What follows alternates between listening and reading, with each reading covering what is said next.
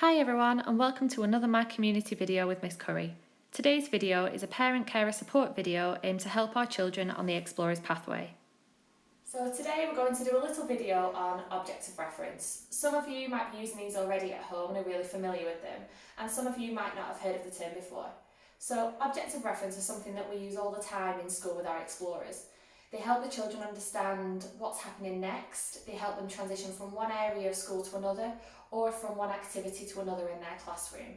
Today I'm hopefully going to give you a few ideas of how you can use these objects of reference at home to help your children transition smoothly. So what is an object of reference? An object of reference is an object that has a particular meaning associated to it. For example, a cup may indicate that you're about to have a drink. The object is closely associated with and comes to represent an activity, person or event. It gives the child information about what is about to happen.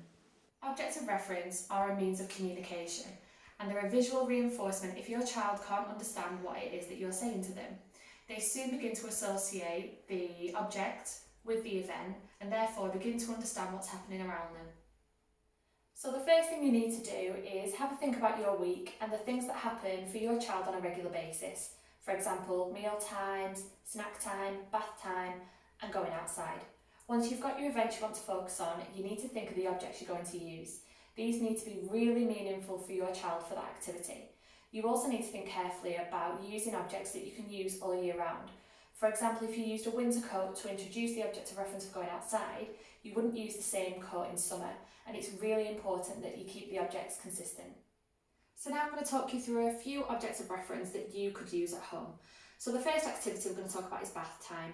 So you need an object that's really meaningful for your child in the bath. So it might be a favourite toy, it might be a sponge. I'm going to use a loofah, that's something I use at home. So what you would do to start, you would go up to the child, you need to make sure that they've got good eye contact with the object, and you would say a few key words such as bath time or time for bath, and then you would help them to support them to move to the bathroom. So the next activity I'm going to talk you through is meal time. So it's important that you use something that they have at meal time every time. So if you're using like a plate, it needs to be a plate that they associate dinner with and not just a generic one.